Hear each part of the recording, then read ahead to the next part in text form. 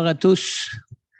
Juste avant d'inviter Pasteur Corneille, simplement vous rappeler que ce soir, c'est le dernier soir de prière que nous avons avec Pasteur Corneille. Pasteur Corneille va partir bientôt pour le Cameroun pour conduire une croisade d'évangélisation là-bas. Il va être de retour seulement pour les fêtes ici avec nous. Alors, dès la semaine prochaine, la rencontre de prière du lundi soir fera place à l'étude comment reconnaître, c'est quoi le titre déjà? Comment savoir, comment apprendre? Excusez-moi. Non. Comment connaître et apprendre la volonté de Dieu, quelque chose du genre. Comment connaître et faire la volonté de Dieu? Alors, pour ceux qui ont acheté le volume, si vous voulez vraiment que le volume vous soit bénéfique dans cet enseignement, c'est un enseignement de 13 semaines, alors on vous recommande de suivre les études, les lectures qui vont être données dans le livre de formation, c'est-à-dire qu'à chaque semaine, avant la leçon que vous allez recevoir mardi prochain là, pour cette semaine, vous avez 5 jours où vous avez des lectures bibliques à faire. Et si vous voulez répondre aux questions ou ne pas répondre aux questions, ça, c'est libre à vous, c'est votre choix. Vous n'êtes pas obligé non plus de suivre cette lecture-là, mais si vous voulez l'approfondir et que vous avez acheté le volume, on vous recommande fortement de suivre les 5 jours qui sont donnés jour par jour à chaque semaine. Ça vous prépare pour l'enseignement qui va être donné le mardi qui suit. Alors, tous les mardis soirs, on va avoir une série d'études de 13 leçons sur le thème de comment connaître et faire la volonté de Dieu. La connaître, c'est une chose, la faire, c'est une autre chose. Alors, on va soulever vraiment des enseignements des enseignements qui sont dans la parole de Dieu, de comment des hommes de Dieu ont reconnu comment Dieu agissait pour reconnaître que Dieu est à l'œuvre dans nos vies et de pouvoir s'associer à l'œuvre que Dieu est en train d'accomplir autour de nous dans nos vies, parce que Dieu nous appelle tous d'être co-ouvriers avec lui. Alors, on va apprendre ça durant ces 13 semaines qui vont suivre. Alors, dès la semaine prochaine, on commence mardi soir prochain. On va commencer dès 7h30 pour terminer normalement vers 8h30, mais on va donner quand même un temps pour les questions. Un temps pour les questions au début de la rencontre. On ne le fera pas peut-être mardi prochain, mais on va le faire dans les mardis suivants. Au début de la rencontre, on va donner un temps de période de questions sur l'enseignement qu'on va avoir fait la semaine auparavant. Puis, à la fin de chaque enseignement, c'est-à-dire il va y avoir aussi un autre temps de questions où ce qu'on va laisser du temps pour ceux qui sont en ligne de poser les questions, autant au début qu'à la fin, là, sauf pour le premier mardi, ça va être juste des questions à la fin. D'accord? Alors, vous pouvez déjà vous préparer pour ceux qui avaient acheté le volume. Si vous n'avez pas encore acheté le volume, il reste des volumes disponibles. Ça serait préférable de pouvoir l'avoir le plus rapidement possible pour vous préparer pour la semaine prochaine, malgré que ce n'est pas obligatoire. Un point aussi qu'on veut souligner, c'est que si vous voulez suivre cette série d'enseignements-là, cette série d'études-là, c'est important de la suivre au complet. Et on sait qu'il y en a qui travaillent des fois le mardi soir. On sait que peut-être ceux qui vont l'écouter en ligne peuvent être dérangés durant la soirée du mardi chez vous dans votre demeure, alors que vous êtes en train d'écouter l'enseignement et que vous allez peut-être devoir nous quitter en plein milieu d'enseignement. Mais soyez pas inquiets, chacun des enseignements va être enregistré. Alors, pour ceux qui sont de l'Assemblée Vie Nouvelle de Saint-Malachie, assurez-vous que votre nom est inscrit sur la liste de contacts de l'Église pour recevoir le lien pour suivre l'étude. Et à chaque semaine, le lendemain de l'étude, le lendemain ou le surlendemain ou plus tard, normalement, là, vous allez recevoir le lien de l'enregistrement de l'étude si vous voulez réécouter l'étude, si des fois il y a des points que pour vous ont peut-être passé trop vite et que vous n'êtes pas sûr d'avoir bien écouté, vous pouvez réécouter l'étude, ou ceux qui vont l'avoir manqué, bien, vous allez pouvoir l'écouter suite au mardi soir. Là, vous allez avoir la semaine pour l'écouter avant la semaine suivante pour la leçon suivante. Alors, comme ça va vous assurer, de ne manquer aucune des études.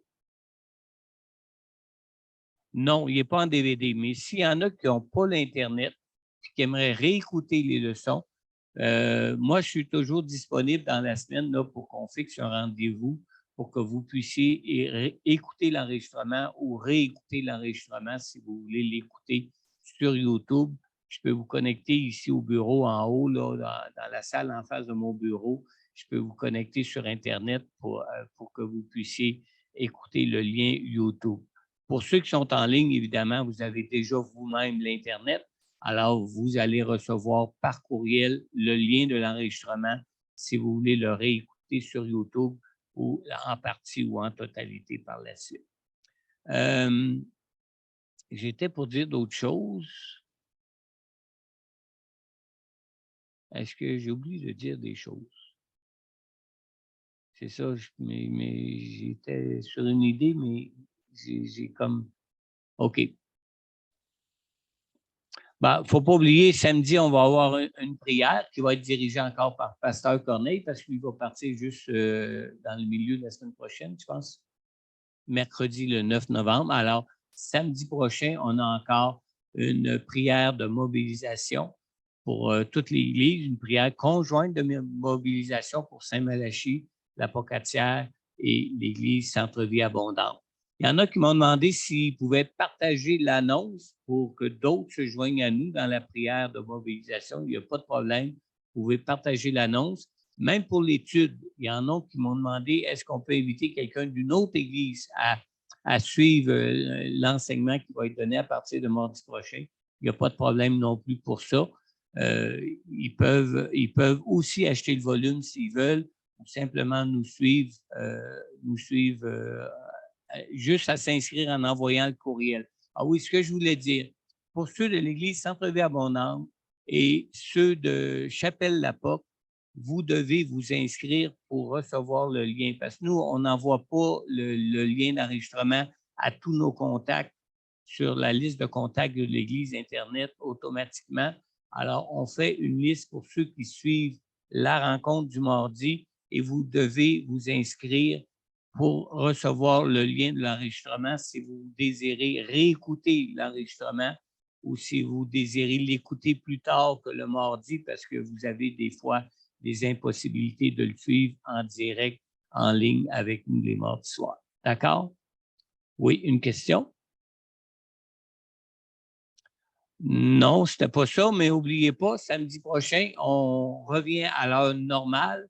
Alors, au moment de votre coucher, vous allez, si vous vous couchez à 10 heures, je ne sais pas à quelle heure vous couchez, là, mais j'aime mieux dire une heure, une heure au hasard comme ça. Si vous vous couchez à 10 heures, n'oubliez pas de remettre vos pendules à 9 heures. C'est ça, hein? Je me mêle souvent entre le printemps et l'automne. Alors, ça, c'est samedi prochain qu'on a le changement d'heure. Est-ce qu'il y aurait d'autres questions? Peut-être ceux qui sont en ligne auraient des questions présentement?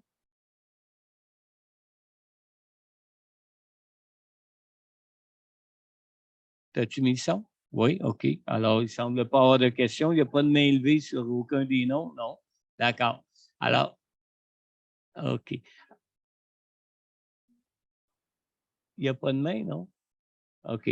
Alors, j'ai invité tout de suite Pasteur Corneille pour nous conduire dans cette soirée de prière. Pasteur Corneille, si tu veux t'approcher. Merci beaucoup. Bonne soirée à tous.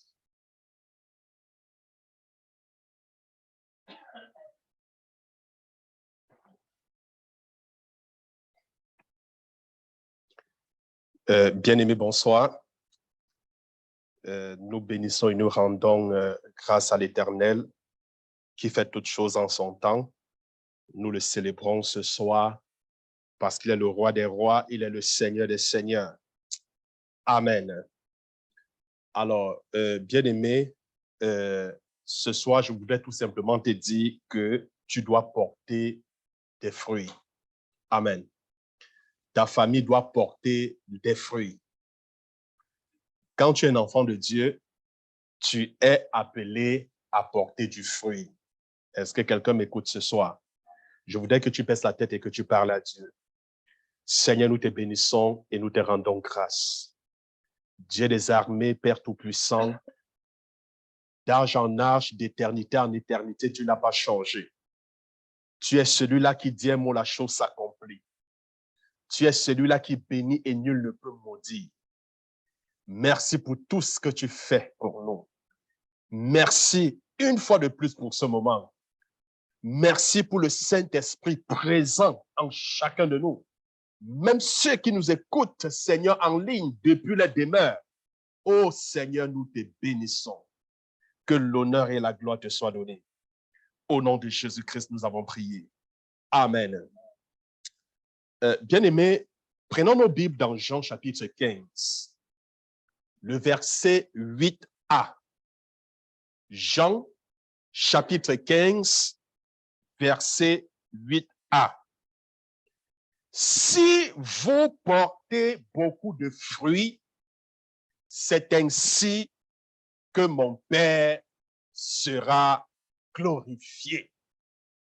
Alors, si je prends à partir du premier verset où Jésus dit, « Je suis le cep, mon Père est le vigneron et vous êtes les sarments. » En d'autres mots, il nous fait comprendre que il est le tronc de l'arbre. Nous sommes les branches de l'arbre. Et le Père est le vigneron. Le vigneron, c'est celui qui s'occupe, qui entretient l'arbre. Amen. Alors, il dit que toute branche qui ne porte pas de fruits sera retranchée. Mais toute branche qui porte de fruits, il va les monder afin qu'ils puissent porter davantage. Le Seigneur nous fait comprendre que tout comme la branche ne peut pas porter du fruit si elle ne demeure attachée au tronc, de même, nous ne pouvons rien faire sans le Seigneur. Un enfant de Dieu, quelqu'un ne peut pas réussir sans le Seigneur. On ne peut pas avancer sans le Seigneur. Est-ce que vous vous souvenez de cette histoire lorsque Jésus arrivait, je pense c'est à Jérusalem, si je ne dis pas n'importe quoi. Alors, il a aperçu un figuier à distance plein de feuillage. Alors, il s'est dit qu'il y avait du fruit. Alors, il s'est hâté, il s'est pressé parce qu'il voulait manger du fruit de l'arbre. Mais à sa grande surprise, lorsqu'il est arrivé, il s'est rendu compte que ce n'était qu'un arbre plein de feuilles qui ne produisait pas de fruits. Alors, Jésus fut choqué, il fut irrité et il a dit, jamais plus on ne mangera de ton fruit. Et le lendemain, quand les disciples sont passés, l'arbre avait complètement séché. Et ils se sont souvenus de la prédiction du Seigneur Jésus. Bien-aimés, dans la maison de Dieu, tout arbre qui ne porte pas de fruits sera coupé et jeté au feu. La volonté parfaite de Dieu pour ta vie est que tu portes du fruit dans toutes tes entreprises. Ça, c'est la volonté parfaite de Dieu. C'est que tu portes des fruits où? Dans toutes tes entreprises. Est-ce que tu peux dire à quelqu'un tout près de toi? Ou alors, si tu es seul et que tu m'écoutes, est-ce que tu peux te parler à toi-même en disant, la volonté de Dieu pour moi, c'est que je porte des fruits dans toutes mes entreprises. Bien-aimé, dans Jean 15, le verset 16c, Qu'est-ce qu'il dit?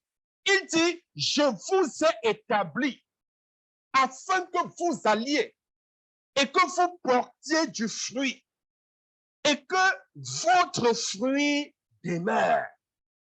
Et que votre fruit demeure. Bien-aimé, le Seigneur est donc glorifié quand tu portes du fruit. Le Seigneur est glorifié lorsque tu prospères dans toutes tes entreprises. Dans Jean chapitre 15, le verset 2b, la Bible dit, et tout sarment qui porte du fruit, qu'est-ce qu'il fait? Il l'émonde afin qu'il porte encore plus de fruits.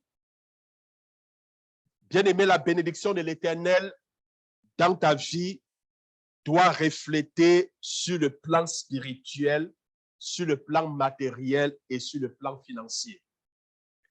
La bénédiction de l'Éternel dans ta vie va refléter sur tous les plans. Est-ce que quelqu'un me comprend ce soir? Alors, je voudrais donc ce soir, bien-aimé, que tu refuses toute forme de stérilité, toute forme de sécheresse spirituelle dans ta vie. Je voudrais que tu refuses tout ce qui t'empêche de porter du fruit dans tes entreprises, que ce soit dans le domaine spirituel, que ce soit dans le domaine financier, que ce soit dans le domaine matériel. Tout ce qui t'empêche de porter du fruit, je voudrais que tu dises non à cela. Parce que c'est la volonté de Dieu que tu portes du fruit. C'est la volonté de Dieu que ta famille, que tes enfants portent du fruit. Bien-aimé, tu es programmé en Christ pour porter du fruit et du fruit qui demeure. Est-ce que tu peux répéter ceci? Je suis programmé en Jésus-Christ pour porter du fruit et du fruit qui demeure. Oui, tu es programmé en Jésus pour porter du fruit. Nous sommes appelés à porter du fruit et du fruit qui demeure. Bien-aimé, même dans un environnement hostile et difficile, même dans un désert, tu dois porter du fruit. Est-ce que quelqu'un me comprend? Même quand on dit tout autour de toi que les choses ne marchent pas, ça va marcher avec toi parce que tu es appelé à porter du fruit. Lorsque tout le monde échoue tout autour de toi, tu es appelé à réussir. Est-ce que quelqu'un me comprend? Parce que Dieu t'a établi à réussir. La Bible dit ceci dans Genèse chapitre 26, le verset 12 au verset 13 au sujet d'Isaac. Genèse chapitre 26, verset 12 au verset 13. Alors, la Bible dit que Isaac s'aima dans ce pays. C'est un pays où il y avait du désert. Amen. Donc, tu peux mettre Isaac s'aima dans ce désert parce que les choses étaient tellement difficiles. Les gens ne prospéraient pas, les gens n'avançaient pas. Donc, il était dans un environnement où la prospérité était difficile. La Bible dit, Isaac s'aima dans ce pays et il recueillit cette année le centuple, car l'Éternel le bénit. La Bible dit, il a semé. Il a fait comment? Il a récolté le centuple, parce que l'Éternel fit quoi? L'Éternel le bénit. La Bible dit que cet homme devint riche et il alla s'enrichissant de plus en plus jusqu'à ce qu'il devint fort riche. Et quand vous continuez la lecture, la Bible dit que les Philistins lui portaient envie. Les Philistins l'enviaient. Donc, bien-aimé, tu es appelé à prospérer à tout égard. Ce soir, toujours dans la même lancée, bien-aimé, il y a beaucoup de personnes qui sont sous le joug de l'endettement. Amen.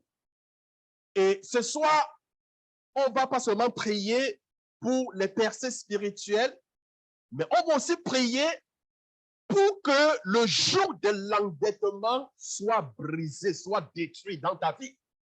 Est-ce que quelqu'un peut dire Amen? Dans 2 Rois, chapitre 4, le verset 1. 2 Rois, chapitre 4, le verset 1. La Bible dit, une femme d'entre les femmes des fils des prophètes cria à Élisée en disant, ton serviteur, mon mari est mort. Et tu sais que ton serviteur craignait l'Éternel. Or, le créancier est venu pour prendre mes 2 enfants et en faire ses esclaves. Est-ce que vous comprenez cela? Alors, la Bible ne parle pas d'un païen. La Bible parle ici d'un enfant de Dieu.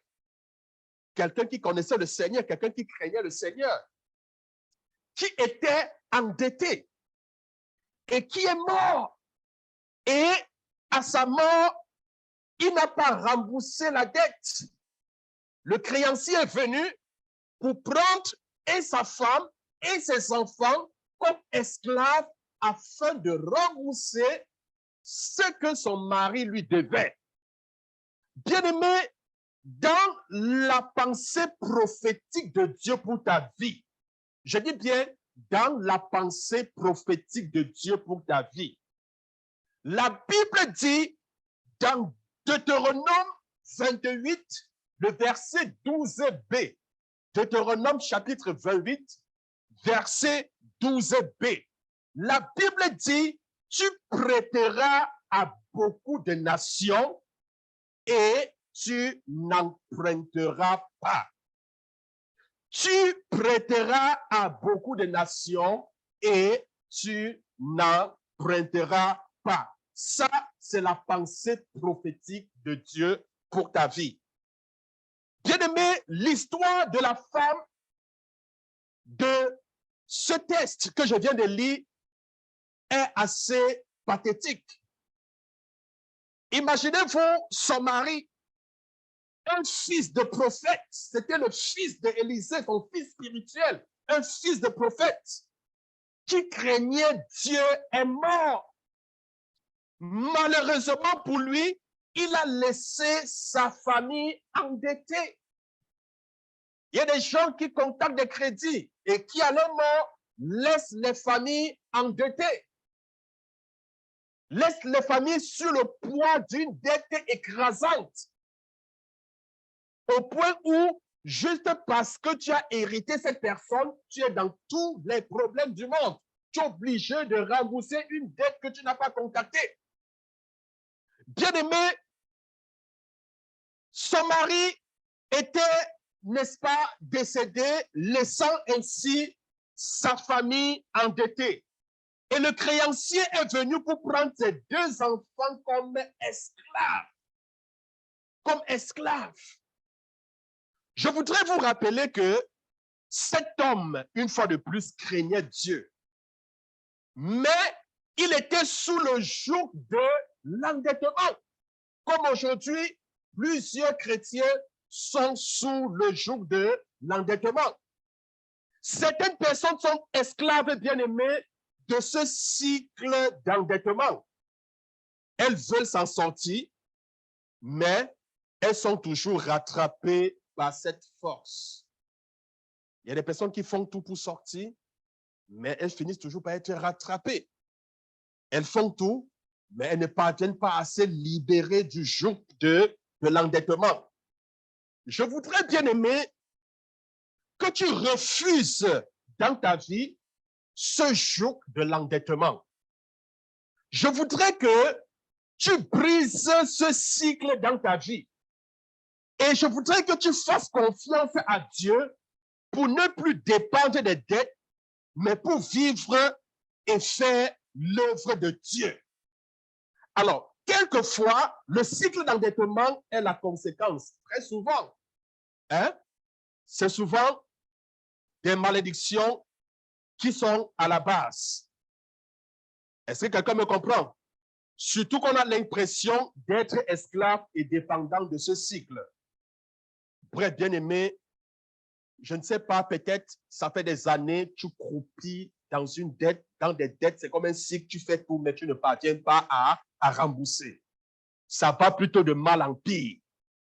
Mais bien-aimé, la Bible dit, par l'onction, le joug sera brisé.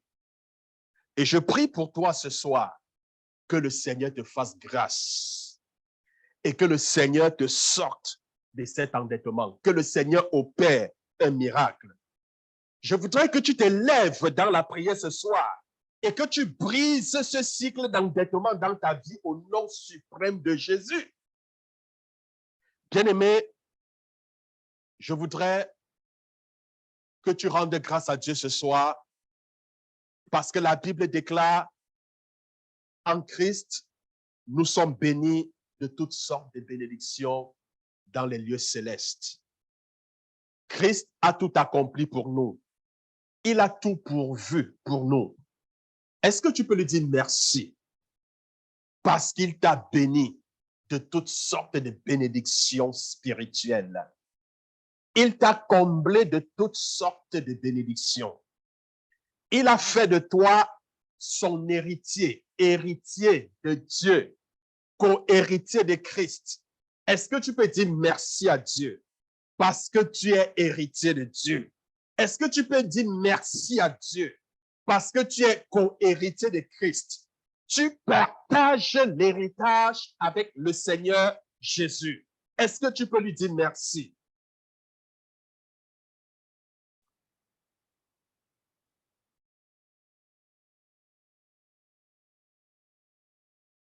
Bien-aimé, la Bible déclare, c'est la bénédiction de l'Éternel qui enrichit. Il ne la fait suivre d'aucun chagrin.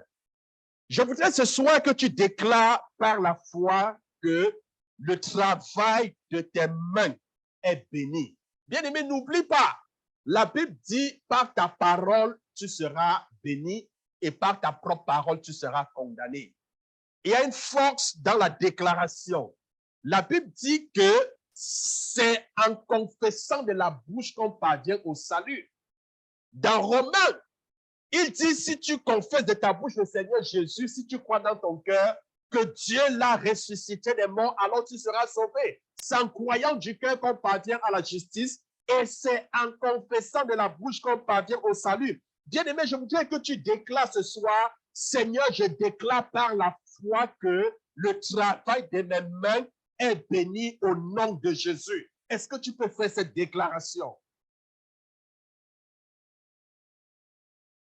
Le travail de mes mains est béni. Tout ce que tu fais est béni. Tout travail que tu fais, même pour la gloire de Dieu, tout ce que tu fais par tes mains est béni.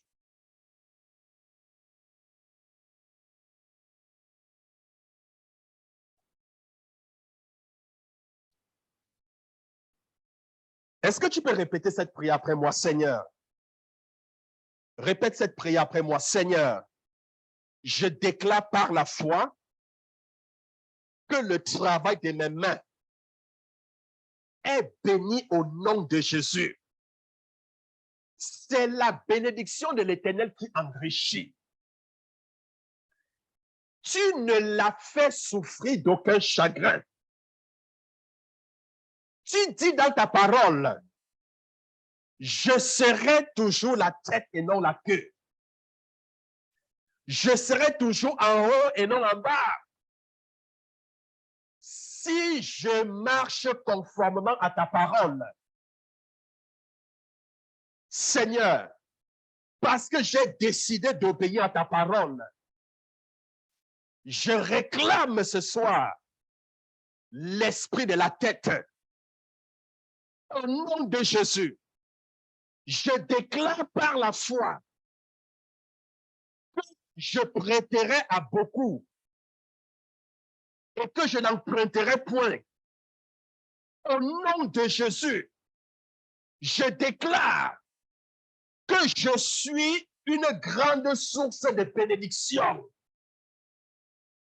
Au nom de Jésus, Seigneur, ce soir, par l'onction du Saint-Esprit, Je brise dans ma vie le cycle d'endettement. Je brise dans ma famille le cycle d'endettement. Au nom suprême de Jésus, oh Dieu, je brise dans ma vie le joug des dettes. Au nom de Jésus, Seigneur, je brise dans ma famille le joug des dettes. Au nom de Jésus, je ne laisserai pas ma postérité endettée. Au nom de Jésus, Seigneur, je ne laisserai pas ma postérité endettée. Au nom de Jésus, toute puissance des ténèbres qui veut me maintenir dans la prison des dettes est renversée maintenant. Au nom de Jésus, je ne suis pas esclave des dettes, ni des créanciers. Au nom de Jésus, je le déclare ce soir. Je ne suis pas esclave des dettes, ni des créanciers. Au nom de Jésus, Seigneur, Seigneur, je suis béni. Au nom de Jésus, je suis béni. Au nom de Jésus, je suis béni. Au nom de Jésus, Seigneur, toute malédiction de sécheresse financière,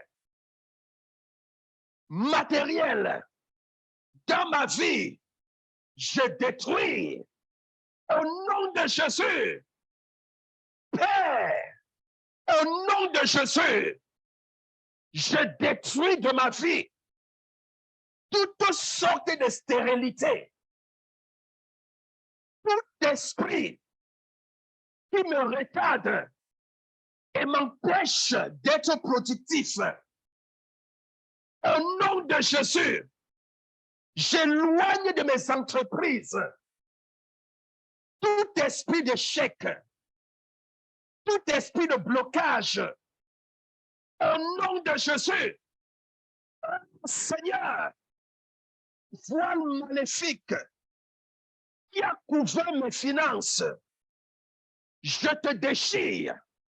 Au nom de Jésus, toute puissance des ténèbres envoyée pour m'anaquer dans mes entreprises, je te renverse ce soir.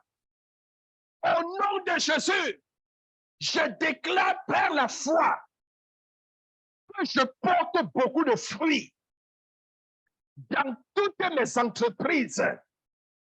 Au nom de Jésus, ce que mes mains vont toucher me réussiront. Au nom de Jésus, je voudrais que tu poses juste ta main droite sur ta tête et que tu continues cette déclaration. Seigneur, toute malédiction familiale et ancestrale qui m'empêche de porter du fruit dans mes entreprises soit brisée. Au nom de Jésus, Dieu, malédiction familiale et ancestrale qui m'empêche de porter du fruit dans mes entreprises soit brisée maintenant, soit détruit maintenant. Au nom de Jésus, je suis béni, car l'Éternel m'a béni. Je suis comblé, car l'Éternel m'a comblé. Ma famille est bénie, car l'Éternel l'a béni. Si tu bénis, oh Seigneur, qui peut maudire? Je te dis merci, Seigneur, pour cette porte que tu ouvres dans ma vie, que tu ouvres dans ma famille. Au nom puissant de Jésus. Est-ce que tu peux dire Amen? Alors, bien-aimé, je voudrais que tu baisses ta tête et que tu parles à Dieu selon que ton cœur, selon quel esprit te demande de prier ce soir. Parle au Seigneur. Quelle est cette situation particulière? Quelle est cette situation spécifique pour laquelle tu voudrais que le Seigneur intervienne? Quelle est cette situation spécifique en lien avec tes entreprises, en lien avec les dettes? Quelle est cette situation spécifique? Le Seigneur voudrait que tu prospères tant spirituellement que matériellement ou financièrement. Il voudrait que tu prospères à tout égard. Il voudrait que tu portes du fruit dans toutes tes entreprises, dans tout ce que tu fais. Il voudrait que tu portes du fruit. Il veut te libérer de tout joug de l'endettement. Le Seigneur est capable d'opérer un miracle afin de payer ta dette. Le Seigneur opère un miracle. Le Seigneur opère un miracle. Le Seigneur opère un miracle. Le Seigneur opère un miracle. Il opère un miracle. L'Éternel opère un miracle. Le Seigneur opère un miracle. Oh, gloire à toi, Seigneur. Gloire à toi, Seigneur. Gloire à toi, Seigneur. Parce que tu opères un miracle. Que ton nom soit glorifié.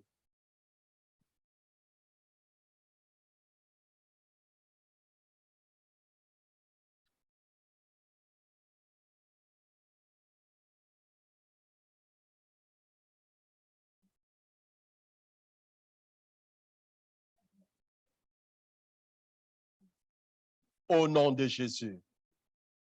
Bien-aimé, est-ce que tu peux remercier le Seigneur ce soir? La Bible dit, quand vous demandez quelque chose, croyez que vous l'avez reçu et vous verrez la chose s'accomplir. Est-ce que tu peux dire, merci Seigneur de m'avoir libéré du jour de l'endettement. Merci Seigneur de m'avoir rendu prospère à tout égard. Merci Seigneur parce que l'œuvre de mes mains sont bénies. Merci Seigneur, merci.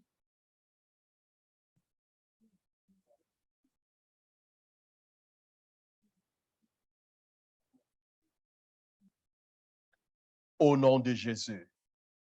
Amen. Amen. Bien-aimé, que le Seigneur vous bénisse. Je ne sais pas si le pasteur a quelque chose.